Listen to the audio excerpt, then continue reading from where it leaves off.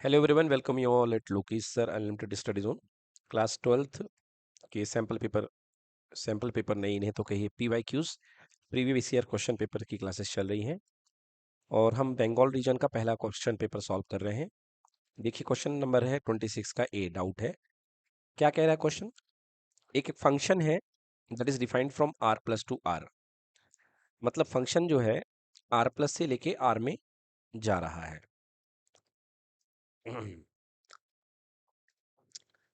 Question number 26 is here. So a function that is defined from r plus to are.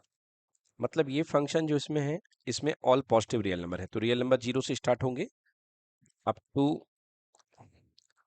Are. Positive में 0 तो आएगा नहीं क्योंकि 0 तो पॉजिटिव रियल नंबर नहीं है। हम्म, हम्म। इसमें सारे के सारे पॉजिटिव अप टू इन प्लस इन्फिनिटी तक चलेंगे। ओके, और यहाँ पे रहेगा आर प्लस और यहाँ पे रहेगा आर।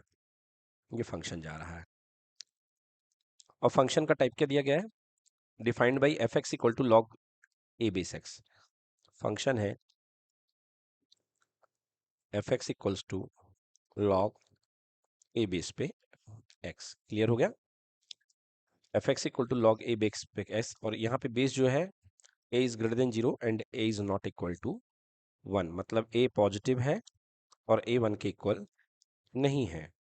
ठीक है बेटा, ए पॉजिटिव है, ए 1 के इक्वल नहीं है, ये लॉगरिथम की शर्त होती है। Prove that F is a bijection function. Bijection है मतलब कि बाइजेक्टिविटी को शो कर रहा है। ठीक है, तो बाइजेक्टिविटी को शो कर रहा है तो सबसे पहले बाइजेक्टिविटी का मतलब दो चीज होती हैं, ये इंजेक्टिव होता है और क्या होता है, surjective. Injective plus surjective equal to bijective. ठीक है ना, तो पहले हमको इसको इंजेक्टिव शो करना पड़ता है। तो let y is equals to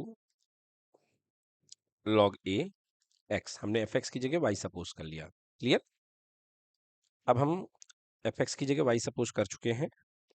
हम दो इनपुट ले लेते हैं, जैसे x1 और x2, और हम मानते हैं कि y1 equal to y2।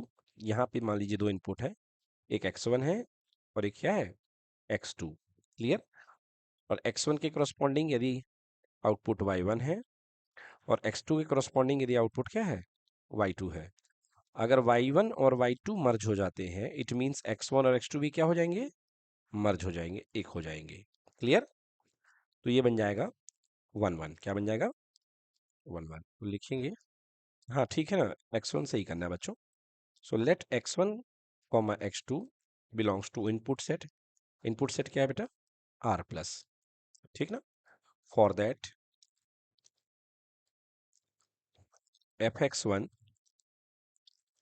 for that if fx1 equals to f of x2। ठीक है बेटा। So f of x1 equal to f of x2। f of x1 क्या हो जाएगा, log of a बेस पर x1 equal to log of a base पर x2। Clear. Clear हो गया। तो यहां से log कैंसिल हो गया, that is x1 equal to x2। Clear हो गया। So what this implies f is 1 1। Clear हो गया। हाँ, अब देखिए ऑन टू प्रूव करना है हमको, है ना, फॉर सर्जेक्टिविटी प्रूव करना है, फॉर सर्जेक्टिव। ठीक है बेटा। देखिए सर्जेक्टिविटी में क्या होता है, यहाँ पे आपके पास में आर प्लस है, यहाँ पे आपके पास में आर है। क्लियर है। आपको ये शो करना पड़ता है कि हर इनपुट के लिए यहाँ पे आपका जो, सॉरी इनपुट नहीं, आउटपुट, हर आउटपुट के लिए यहाँ पे एक इनपुट एग्जिस्ट कर रहा है। ठीक है। फॉर ईच आउटपुट, मतलब जो भी इसके डोमेन का नंबर, कोडोमेन का नंबर है, सबके लिए यहाँ पे एक प्री इमेज होना चाहिए। याद आया आपको, मतलब सबके सब जितने भी यहाँ पे नौजवान हैं वो सब पापा बन गए हों, मतलब फंक्शन में पार्टिसिपेट कर रहे हो। क्लियर ना बेटा। तो कोडोमेन, सारा डोमेन नहीं बेटा, कोडोमेन, सारा का सारा कोडोमेन रेंज होना चाहिए। ओके। तो हम मान लेते हैं let y is the function of x। हमने fx को क्या मान लिया, y मान लिया। So y is equals to log of a base पर x है कि नहीं है। तो आपको याद होगा यहां से x इक्वल टू, जब log का बेस हटता है तो सामने वाले की पावर में चला जाता है, e to the power y। पता है कि नहीं पता? यदि नहीं पता है तो नोट कर लीजिए, यहाँ पे लिख लीजिए ऐसा, if log of a base x equals to y होता है, so x equals to a to the power y। जहां से log का log हटेगा उसके बेस की पावर में सामने वाला नंबर चला जाएगा। Okay, clear. x equal to a to the power y, ठीक है। नाउ देखो, x equal to a to the power y है कि नहीं है। अब आप किसी भी नंबर की पावर में पॉजिटिव रखो या निगेटिव रखो, बताइए आंसर हमेशा क्या आएगा, पॉजिटिव आएगा कि नहीं आएगा, पॉजिटिव ही आएगा। Now if x for x equal to a की power y, if y is belongs to r, मतलब ऑल रियल नंबर है, यस और नो। अगर y all real number put करते हो, कुछ भी रखोगे, देन x, यहां पे देन लिख दो, इस इंप्लाइज से अच्छा, देन x जो होगा वो हमेशा जीरो से बड़ा मिलेगा कि नहीं मिलेगा आपको, जीरो से बड़ा मिलेगा, दैट इज, इसका मतलब x belongs to R positive, हाँ या ना, पॉजिटिव रियल नंबर है, यस और नो। मतलब x जो होगा वो आर पॉजिटिव को बिलोंग करेगा कि नहीं करेगा। मतलब हर y के लिए x प्रेजेंट है कि नहीं है, ये देख लो। मतलब हर y के लिए x प्रेजेंट हो रहा है, x जो r है, x जो है आर पॉजिटिव को मिल रहा है, और आर पॉजिटिव ही यहाँ पर क्या है, डोमेन है हमारी। क्लियर, मतलब हर एक कोडोमेन के हर पॉइंट के लिए डोमेन में एक पॉइंट एग्जिस्ट कर रहा है। Okay, clear. सो यहाँ पे आर पॉजिटिव है, therefore F is onto. Clear हो गया, तो वन वन भी हो गया, ऑन टू भी हो गया। सो क्या क्या कह सकते हैं, hence F is a bijection, ठीक है ना, F is a bijection, note कर लें।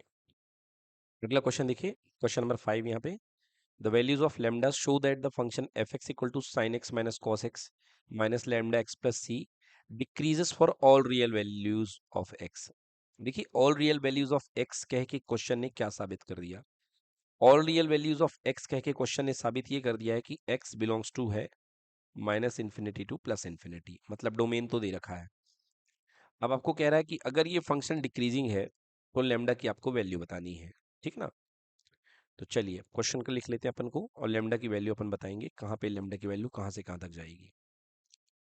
क्वेश्चन नंबर 5 है बच्चों, ये आपके पास दिया है function F x equals to sine x minus cos x minus lambda X plus का सी, डिक्रीजेस कह रहा है ना, मतलब F dash X less than zero होगा। तो पहले हम एफ डैश एक्स निकाल लेते हैं। So F dash x equal to sine x का differentiation cos x, cos x का माइनस साइन एक्स हो जाएगा तो ये प्लस साइन एक्स हो जाएगा, और ये माइनस का लेमडा हो जाएगा, और ये तो जीरो हो गया। ओके, फॉर डिक्रीजिंग फंक्शन,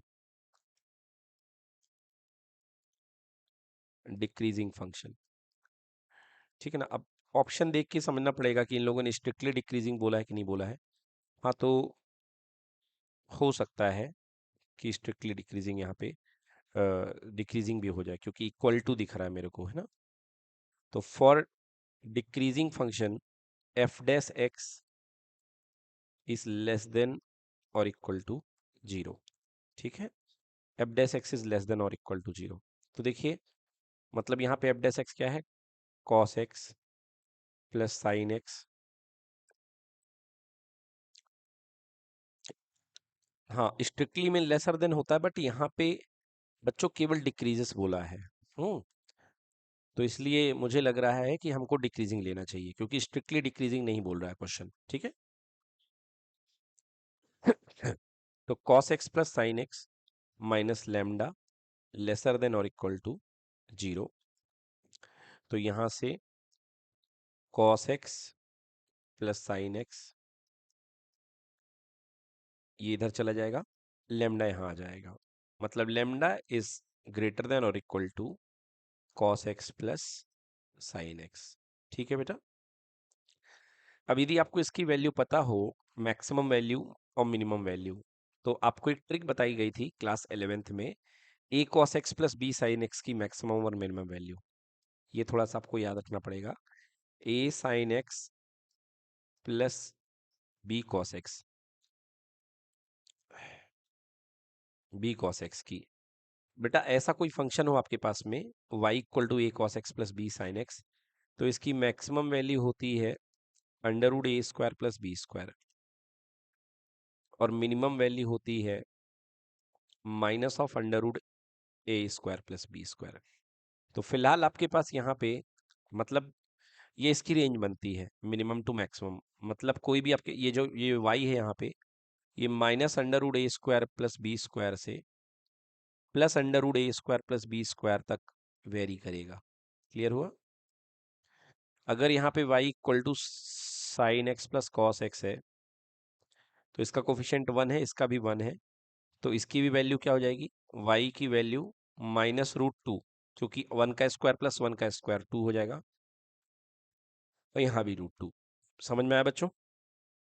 क्योंकि भाई रूट टू कैसे आया, माइनस अंडर रूट ए यहाँ पे 1 है और बी भी यहाँ पे 1 है, यस और नो। 1 इधर पे है, इधर पे भी 1 है, तो ए और बी की, तो ऐसे ही यहाँ ऊपर देखिए आप, यहाँ पे cos x plus sine X की जो वैल्यू है वो कहाँ कितनी जाएगी, माइनस रूट टू से प्लस रूट टू। क्लियर कि नॉट क्लियर, मतलब प्लस रूट टू जाएगी कि नहीं जाएगी, क्योंकि इसका कोफिशिएंट 1 है, इसका भी कोफिशिएंट 1 है, तो जो मिनिमम वैल्यू होगी माइनस रूट टू हो जाएगी और maximum value plus root two हो जाएगी, यस और नो। चलिए समझिए, जैसे ये अपने पास में cos x plus sine x है अपने पास में जो फंक्शन दिया है, राइट। यहाँ पे a की वैल्यू कितनी दिख रही है, 1, b की वैल्यू कितनी दिख रही है, 1, तो यदि मैं इसका मैक्सिमम वैल्यू निकालूं तो वो निकलेगी अंडर रूट ए स्क्वायर प्लस बी स्क्वायर, और मिनिमम वैल्यू होती है माइनस अंडर रूट ए स्क्वायर प्लस बी स्क्वायर। अब जब दोनों 1 1 है तो ये माइनस रूट टू और ये प्लस रूट टू, बताइए हुई कि नहीं हुई। तो इस तरीके से यहाँ पर जो वैल्यू वेरी करेगी cos x plus sine X की, वो माइनस रूट टू से लेकर के प्लस रूट टू होनी चाहिए कि नहीं होनी चाहिए। अब क्वेश्चन में लेमडा कह रहा है, तो लेमडा की वैल्यू इन दोनों से सॉल्यूशन से बड़ी होनी चाहिए कि नहीं होनी चाहिए। तो जो आंसर आएगा वो इसके ऊपर आएगा कि नहीं आएगा, क्योंकि माइनस रूट टू से बड़ी तो आंसर में ही आ जाएगा, बट कह रहा है कि इसके सोल्यूशन से भी बड़ी, तो इसका सोल्यूशन यहाँ आ रहा है, तो उससे बड़ी वैल्यू तो इस तरफ जाएगी। क्लियर कि नॉट क्लियर। तो आंसर इसका क्या बनना चाहिए, इसका आंसर बनना चाहिए लेमडा इज ग्रेटर देन और इक्वल टू रूट टू। अगर आप इंक्रीजिंग की बात करो तो सो सी आंसर इसका होना चाहिए, और है भी लेमडा इज ग्रेटर देन और equal to root two. Clear कि नॉट क्लियर। तो ये तो ट्रिक से हो गया, बट यदि आपको इनके ट्रिक याद नहीं है फिर आप कैसे करोगे। तो यहां तक हम आके बैठे हुए थे, lambda is greater then cos x plus sine x, फिर उसके बाद क्या करते हैं देखिए। तो हम यहां तक आ गए थे, लेमडा इज ग्रेटर देन और equal to cos x plus sine X. ठीक है बेटा। So lambda is greater than और इक्वल टू रूट टू का डिवाइड और रूट टू का मल्टीप्लाई। ठीक है बेटा। तो रूट टू का मल्टीप्लाई कर दो और रूट टू का डिवाइड कर दो, तो रूट टू का मल्टीप्लाई कर दिया और रूट टू का डिवाइड कर दिया, cos x plus sine x upon root two. चलिए अब इसको लेमडा इज ग्रेटर देन और इक्वल टू रूट टू, ये मैं क्या लिख सकता हूँ, cos x into sine pi by four, नहीं स्क्वायर नहीं कर सकते, नहीं तो लेमडा का स्क्वायर हो जाएगा बच्चों। कॉस एक्स इंटू, इसको आप अलग करें यदि, तो कॉस एक्स इंटू 1/√2, इधर पे ब्रेक कर दिया, प्लस साइन एक्स इंटू 1/√2। ठीक है। अब 1/√2 को लेमडा इज ग्रेटर देन और इक्वल टू रूट टू बाहर, कॉस एक्स इंटू, इसे आप लिख सकते हैं साइन 45 डिग्री या साइन पाई बाई 4, और sine x into cos pi by 4, cos 45। बिल्कुल सही फॉर्मूला बन गया sine a cos a plus cos a sine b का। तो लेमडा इज ग्रेटर देन और equal to √2 sine a plus b का फॉर्मूला, यानी साइन ऑफ 45 प्लस एक्स बोले तो पाई बाई 4 प्लस एक्स का फॉर्मूला। क्लियर कि नॉट क्लियर? अब ये देखिए साइन का इकलौता फंक्शन है, आप जानते हैं कि साइन का कोई भी फंक्शन हो वैल्यू कहाँ से कहाँ जाती है, +1 से लेके -1। बिल्कुल सही। सो लेमडा √2 कहाँ से कहाँ तक वैल्यू जाएगी इसकी, -1 टू +1। क्लियर कि नॉट क्लियर? मतलब लेमडा इज ग्रेटर देन √2 का मल्टीप्लाई कर दीजिए, -√2 से लेके कहाँ तक, +√2। क्लियर कि नॉट क्लियर? अब लेमडा की वैल्यू -√2 से +√2 से बड़ी होनी चाहिए। तो देखिए ये आपके पास -√2 है, ये आपके पास +√2 है, और लेमडा की वैल्यू इससे बड़ी है बराबर, तो सबसे बड़ी वैल्यू इसकी √2 आई है, उससे भी बड़ी वैल्यू इसके आगे होगी। तो आंसर क्या बनेगा अपने पास, लेमडा इज ग्रेटर देन और इक्वल टू +√2। क्लियर कि नॉट क्लियर? तो ये आ गया। तो अगर आपको शॉर्ट ट्रिक याद है तो अच्छी बात है, नहीं तो पूरा मेथड ऐसे किया जाता है। शॉर्ट ट्रिक में जैसे ऑब्जेक्टिव है तो आपको शॉर्ट ट्रिक आपको ले लेना चाहिए। ठीक है बच्चों, नोट कर लिए। चलिए नेक्स्ट क्वेश्चन देखिए, क्वेश्चन नंबर 7 है। क्वेश्चन नंबर 7 है, if M M capital M N capital N are square matrices of order 2, अच्छी बात है, such that determinant of m equals to small m and M N equals to small m i, then determinant n is equals to. चलिए करते हैं इसको solve. Question number 7 देखिए क्या क्या दिया था वो मैं आपको बता देता हूं। दोनों 3 ऑर्डर के मैट्रिसेस दिए गए हैं, m एंड n, ठीक है ना, and determinant of m is equals to small m, मतलब डिटर्मिनेंट ऑफ कैपिटल M जो है उसकी वैल्यू स्मॉल m आ रही है, एंड डिटर्मिनेंट ऑफ और दिया है एंड m इंटू n, दोनों मैट्रिक्स का जो मल्टीप्लीकेशन आ रहा है वो आ रहा है m इंटू आई। चलिए इसको सॉल्व कर लेते हैं। तो हमसे पूछ रहा है क्या, हमसे पूछ रहा है कि डिटर्मिनेंट ऑफ n की वैल्यू क्या होगी, यानी कि हमसे ये पूछा जा रहा है। तो आप जानते हैं आपके पास रूल क्या होता है, अगर दो मैट्रिसेस हैं आपके पास, दोनों का डिटर्मिनेंट इक्वल टू पहले का मल्टीप्लाई बाई दूसरे का, तो क्वेश्चन यहीं से शुरू होगा कि दोनों मैट्रिसेस का डिटर्मिनेंट ले लो, m इंटू n का whole determinant equals to m i का डिटर्मिनेंट। क्लियर कि नॉट क्लियर? यस। अब देखिए ये क्या हो जाएगा, ये हो जाएगा m का डिटर्मिनेंट इंटू n का डिटर्मिनेंट, जो हमें ज्ञात करना है, जो हमें निकालना है, इक्वल टू m इंटू आई। देखिए m क्या होता है, एज ए कांस्टेंट है यहाँ पे, क्योंकि डिटर्मिनेंट एक कांस्टेंट वैल्यू होती है जो मैट्रिक्स में मिली हुई है। और रूल क्या होता है कि अगर आपके पास कोई मैट्रिक्स k है और उसका a डिटर्मिनेंट आप करेंगे तो उसकी जितनी ऑर्डर है वो कांस्टेंट उतने बाहर बाहर आ जाएगा और डिटर्मिनेंट ए बैठा रहेगा। तो ये 3 ऑर्डर का है, तो यहाँ m की पावर 3 लेके बाहर आ जाएगा और i का डिटर्मिनेंट बचेगा। बोलो क्लियर कि नॉट क्लियर?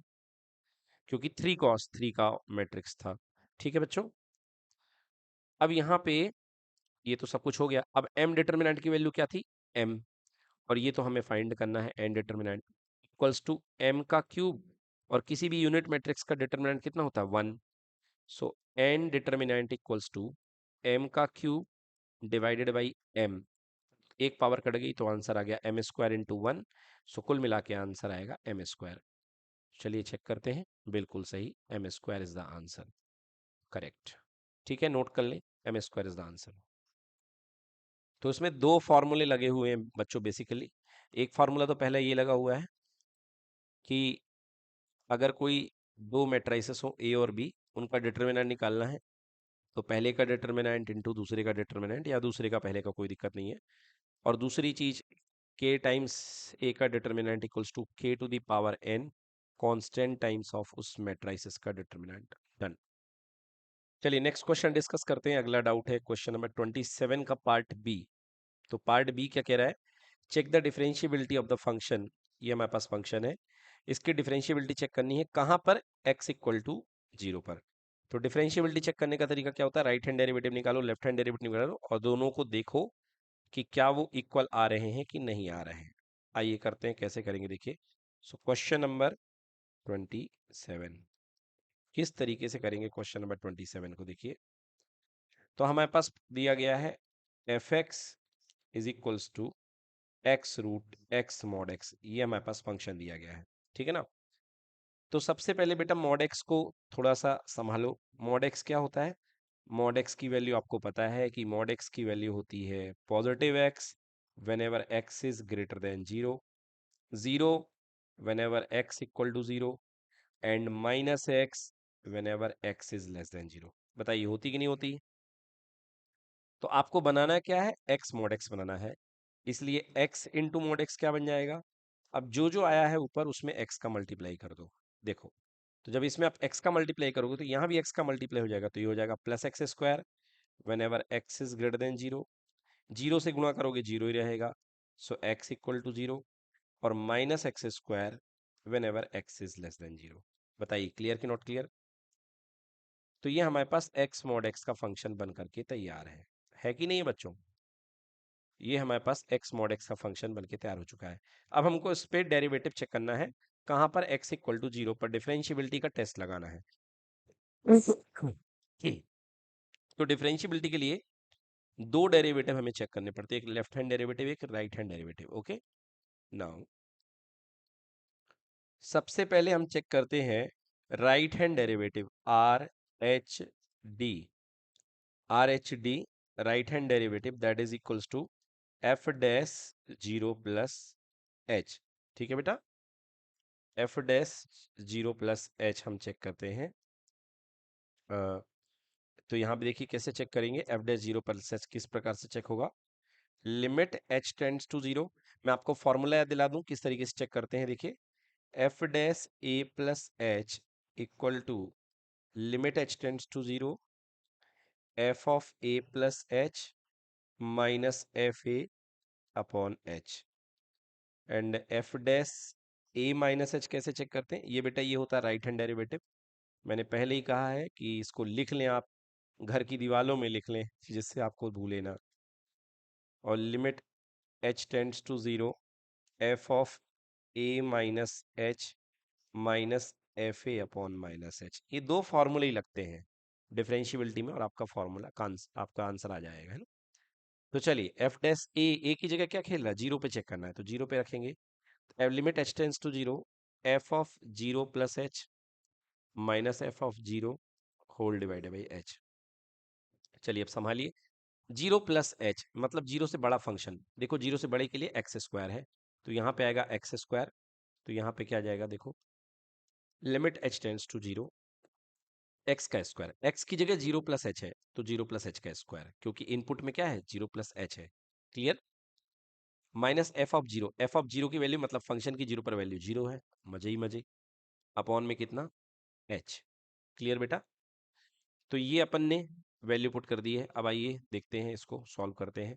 तो limit h tends to zero, zero plus h का स्क्वायर यानी कि हो गया एच स्क्वायर, और माइनस जीरो यानी खत्म खेल, अपॉन में एच, एक एच से एक एच कैंसिल हो गया, limit h tends to zero और केवल एक एच बचा, एच की जगह जीरो रख दिया, आंसर कितना आ गया, जीरो आ गया। क्लियर की नॉट क्लियर। ये हो गया पहला पार्ट। दूसरा पार्ट करते हैं, अब निकालते हैं left hand derivative. Left hand derivative okay, f dash कहां पर, जीरो के पीछे, तो zero minus h equals to limit h tends to zero f of zero minus h minus f of zero upon में कितना आएगा, एच आएगा, upon में माइनस एच, वेरी गुड। ठीक है बच्चों, माइनस एच आता है लेफ्ट में। अब ये देखिए यहाँ पे फंक्शन कौन सा अप्लाई होगा, ए माइनस एच यानी जीरो से छोटा, क्योंकि जीरो माइनस एच है मतलब जीरो से छोटा, तो जीरो से छोटा फंक्शन ये है माइनस ऑफ एक्स का square, so I can write here limit h tends to zero minus of x, x की जगह जीरो माइनस एच बैठा है, तो minus of zero minus h का whole square, minus f zero की value zero ही है और यहाँ पे आ गया माइनस एच, क्लियर बेटा।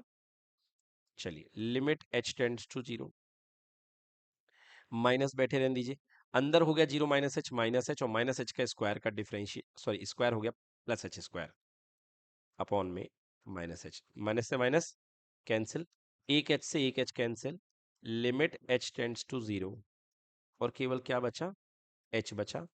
आंसर कितना हो गया, 0। Done. So this is left hand derivative and this is right hand derivative, ये हो गया। तो राइट हैंड डेरिवेटिव और ये लेफ्ट हैंड डेरिवेटिव कंप्लीट हो चुका है। और देखिए आपके दोनों जो डेरिवेटिव्स हैं इनकी वैल्यू क्या इक्वल आ रही है, हाँ दोनों डेरिवेटिव की वैल्यू हमारे पास इक्वल आ रही है। देखिए ये भी 0 आ चुका है और ये भी 0 आ चुका है, तो लिखेंगे since left hand derivative f dash या equals to right hand derivative, clear. So therefore f is differentiable at x equal to 0। Done. देखिए बच्चों नेक्स्ट क्वेश्चन डिस्कस करते हैं। अगला क्वेश्चन है doubt side, question number 33। The relation between the height of the plant, plant की height को बेटा 22 centimetre ले लिखा है, with respect to the exposure to the sunlight govern by the equation is equal to y equal to 4x minus x square by 2। तो सबसे पहले तो ये इक्वेशन आप नोट कर लें, ठीक है। सो क्या इक्वेशन दिया गया है, सनलाइट की हाइट, सनलाइट में और हाइट ऑफ द प्लांट में relation, y is equals to 4x minus half of x square means x square by 2, ये रिलेशन दिया गया है।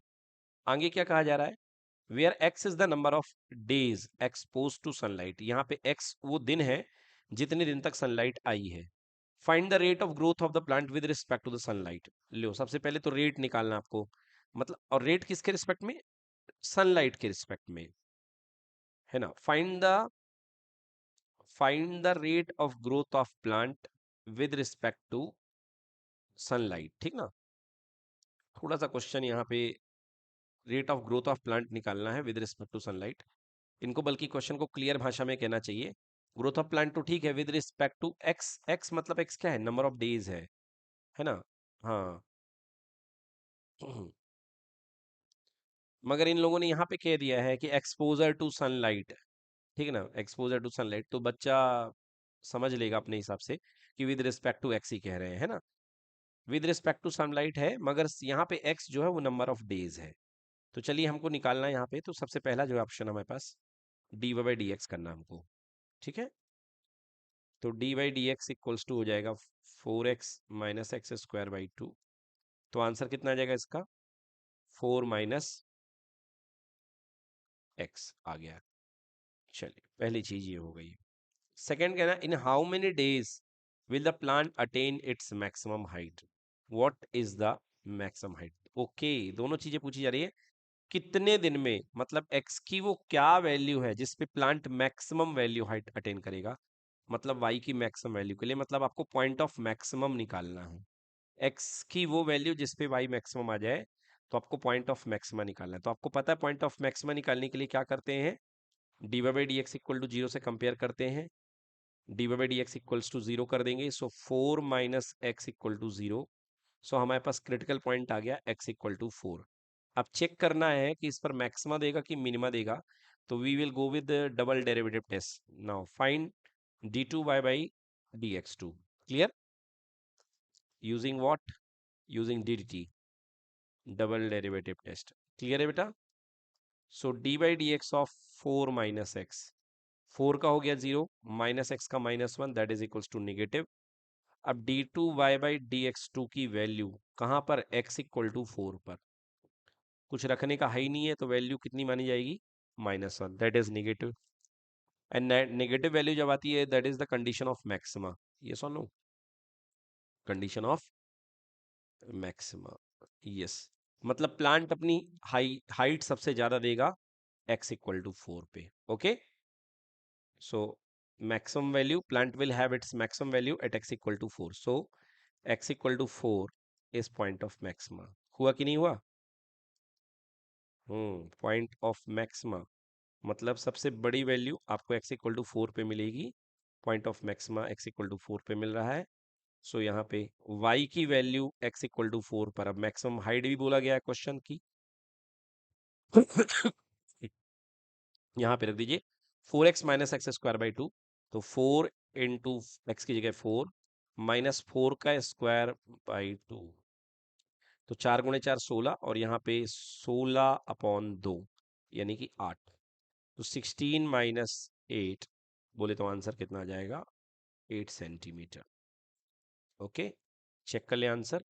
ये देखिए नंबर ऑफ डेज 4 निकाला गया, देन इसके बाद प्लांट की height equals to 4, 8 centimetre. Done. Simple question है बच्चों, बहुत ही सिंपल क्वेश्चन दिया है, इतना प्यारा क्वेश्चन मिलता कहाँ है। देखिए नेक्स्ट क्वेश्चन देखिए डाउट का बच्चों, ये बहुत प्यारा क्वेश्चन दिया गया है। y is equal to log of base में 2x है और पावर में 2x है, रूट और उसका रूट चढ़ा हुआ है। तो बच्चों आप जानते हैं इसे मैं लिख सकता हूँ y is equals to log of base में 2x है, और इसे मैं 2x की पावर 1/2 लिख सकता हूँ। अब ये लॉग के रूल से 1/2 जो पावर है वो कहाँ आ जाएगी बेटा, सबसे आगे आ जाएगी। आ जाएगी कि नहीं आएगी? ये बेस होता है, ये इंडेक्स होती है, तो इंडेक्स के ऊपर की जो पावर होती है वो आगे आ जाती है। तो 1/2 लॉग ऑफ बेस भी 2x हो गया और इंडेक्स भी 2x हो गया।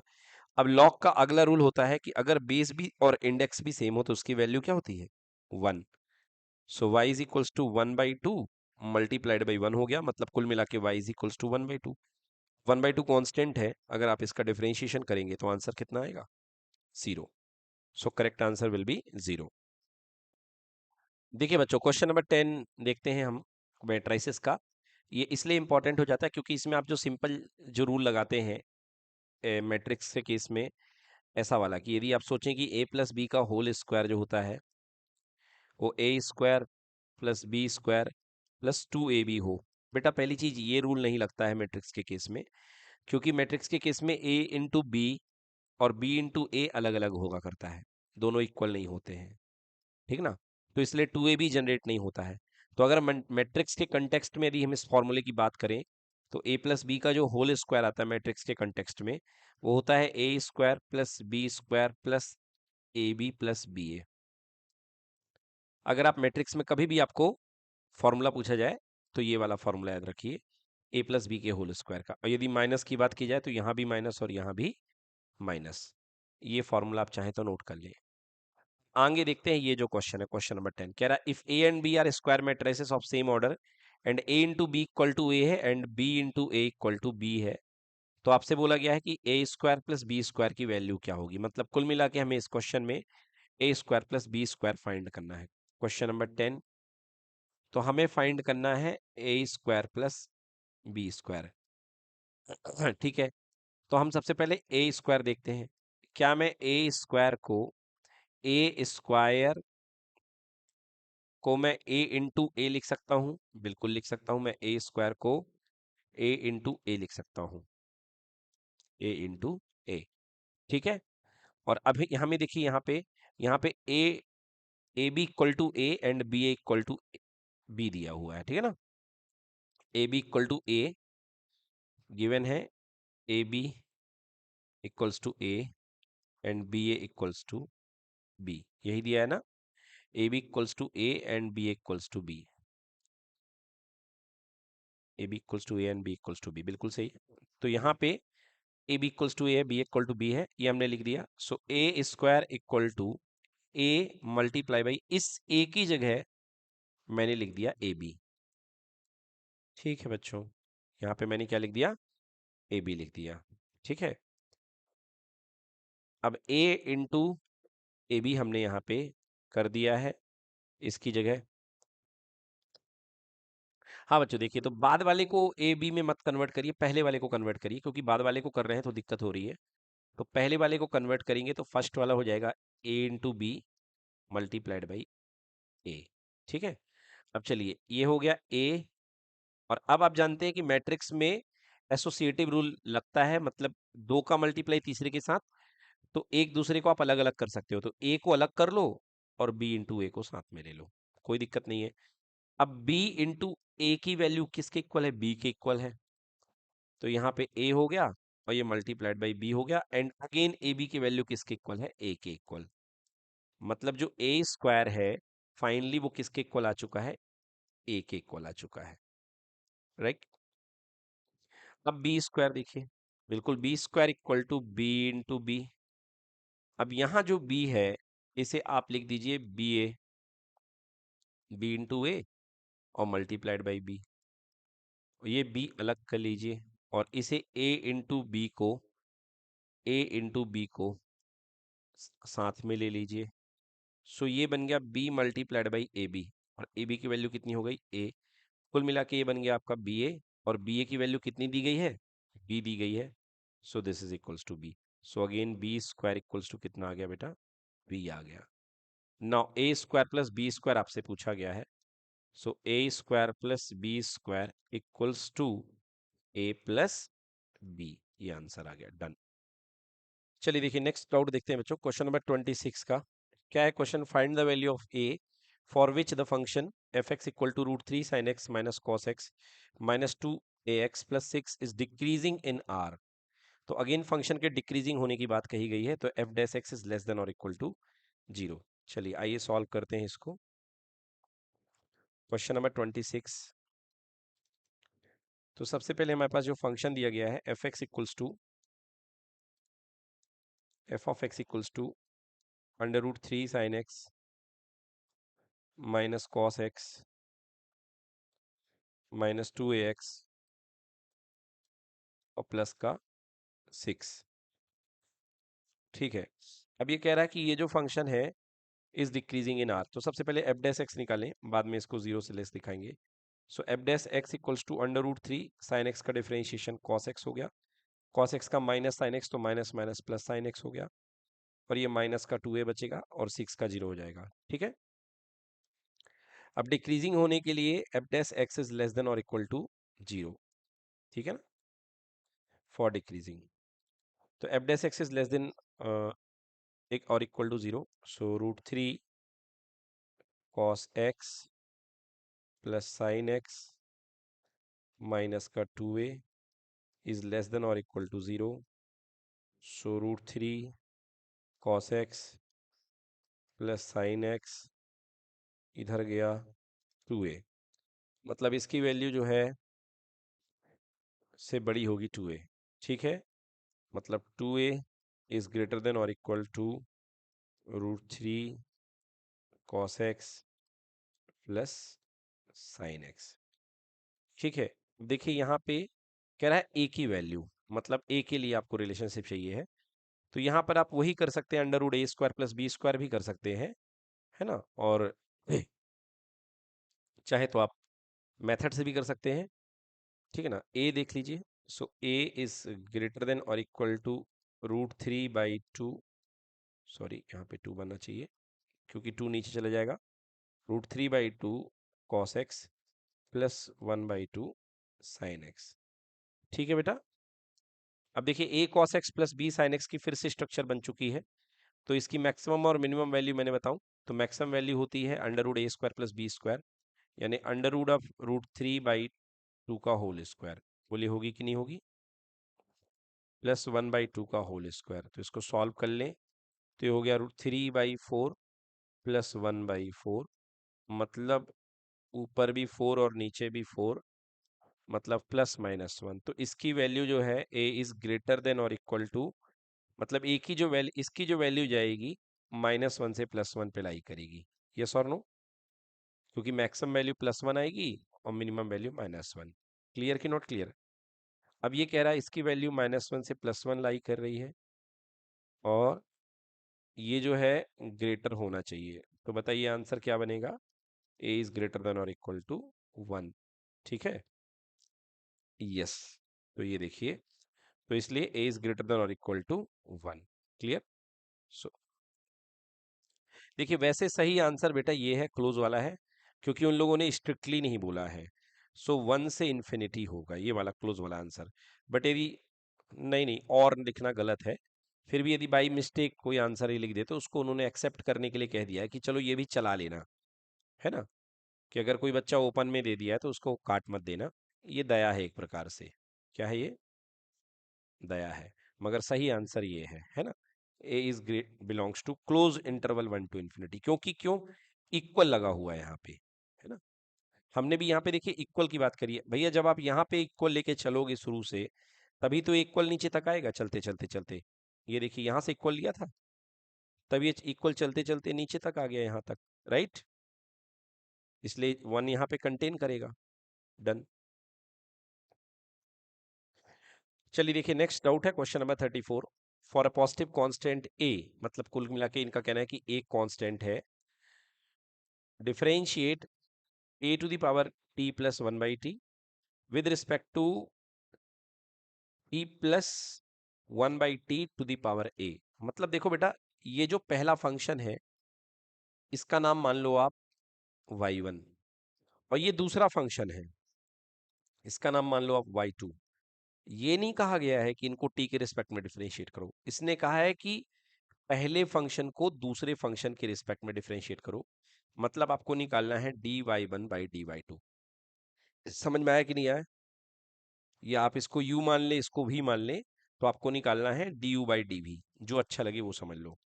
ठीक है, तो चलिए हम मान लेते हैं फर्स्ट फंक्शन को u और सेकेंड फंक्शन को v मान के चलते हैं। ठीक है बेटा, क्वेश्चन नंबर 33 है ना ये, क्वेश्चन नंबर 33। तो लेट u इक्वल्स टू, यहाँ पे a to the power t plus 1/t, and यहाँ पे v ले लो, v equals to t plus 1/t की पावर a, ये दिया गया है। ठीक है ना। टू फाइंड, फाइंड क्या करना है हम लोग को, हमको फाइंड करना है du/dv। ठीक है, चलिए तो आप क्या करेंगे, सबसे पहले आप फाइंड करेंगे du/dt।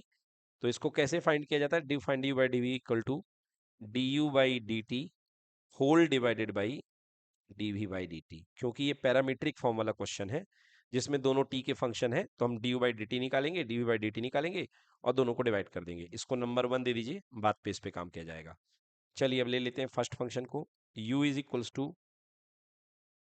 a की power t plus 1/t। Clear बेटा। चलिए अब इसको डिफरेंशिएट करना हमको du/dt लेकर, कई तरीके हैं, लॉग लेके कर लो या टी लेके कर लो। तो मेरे तरफ से बेस्ट मेथड है लॉग लेने वाला यार, लॉग लेने में बहुत जल्दी आंसर आ जाएगा। बट लॉग लेने में दिक्कत ये है कि बाद में 1/u बनेगा, उसको ले जाना पड़ेगा। तो एक तो तरीका लॉग लेने वाला है, बट लॉग में जैसे लॉग u बनेगा ना, तो लॉग u का डिफरेंशिएशन 1/u बनेगा, उसको भी ऊपर ले जाना पड़ेगा। और दूसरा तरीका, देखिए वेरिएबल क्या है हमको निकालना है विद रिस्पेक्ट टू टी, तो ऊपर ये पूरी वेरिएबल की पार्टी बैठी हुई है, तो इसको आप कुछ मान लें। तो बताइए कैसे करना है बच्चों आपको, लॉग लेकर के या टी रूल से करना है? चलिए टी रूल से करना है, तो एक काम करते हैं, हम इस पूरे को, अब टी तो खुद उसके अंदर बैठा हुआ है, तो हम इस पूरे को जेड मान लेते हैं, मान लेते हैं कि equal to Z. So U equals to बन गया A to the power Z. Clear. Now D you by D T equals to D by D T of A to the power Z. ठीक है, तो D by D T of A to the power Z. अब हमने बताया था कि जब भी आपने इसको जेड माना तो बेल बजेगी, D you by D T equals to D by D Z A to the power Z, and D Z by D T by D Z, sorry D T D Z by D T, not D T by D Z, yes D Z by D T. ठीक है, चलिए solve करते हैं। So D you by D T equals to A to the power Z. बेटा आपको पता है कि अगर D by D x of A की पावर एक्स करते हैं, D by D x of A की पावर एक्स, तो डिफरेंशिएशन क्या आता है, ए की पावर एक्स लॉग ए। ये याद होना चाहिए आपको। तो इसमें ए की पावर एक्स लॉग ए, तो इसमें आएगा ए की पावर जेड लॉग ए। ये आ गया ए की पावर जेड लॉग ए। और फिर क्या है, डी बाई डी टी और जेड, जेड की वैल्यू क्या है, T plus 1/t, T plus 1/t। देखिए इसमें बहुत जल्दी हो जाता है ना, बस टी थोड़ा सा परेशान करता है पावर वगैरह। तो आंसर बन गया हमारा D you by D T, A की पावर जेड, जेड की वैल्यू टी प्लस 1/t, इधर पे लॉग ए, और वैल्यू पुट कर दीजिए इसका differentiation, d by D t का टी के रिस्पेक्ट में 1 हो जाएगा और 1 अपॉन टी यानी टी की पावर -1। यस और no? D by D t और टी की पावर -1 का कितना होता है? -1 अपॉन टी स्क्वायर। तो यहाँ पे जाएगा -1 अपॉन टी स्क्वायर। क्लियर कि नॉट क्लियर? ये आ गया हमारे पास D you by D T, question number 2 ये आ गया। ठीक है ना? नेक्स्ट अगला है v। Now v equals to, v equals to कितना है? v हमारे पास में है a की t प्लस 1 अपॉन टी की power a, t+1 upon T की पावर a। फिर से इसको चेन रूल से कर लेते हैं, है ना? तो क्या मान लेंगे अंदर को कि ये क्या है? z है। अगेन इसको let t+1 upon t equal to z। So v equals to कितना हो जाएगा? z to the power a constant है। So dv by dt equals to d by dt of z to the power a। So dv by dt equals to d by dz z की power a dt by dz dz by dt। ठीक है बेटा? तो देखिए ये variable है और ये कांस्टेंट है, तो x की पावर n x की पावर z की पावर a-1 और d बाई डी टी और z की वैल्यू कितनी है? t+1/t।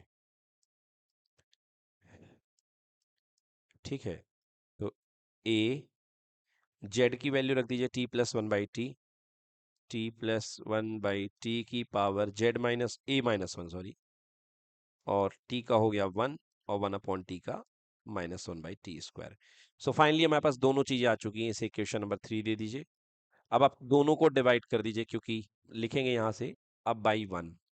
ठीक है, बाई फर्स्ट इक्वेशन आपको पता है d you by d v is equals to ऊपर वाला डिफरेंशिएशन बटे नीचे वाला।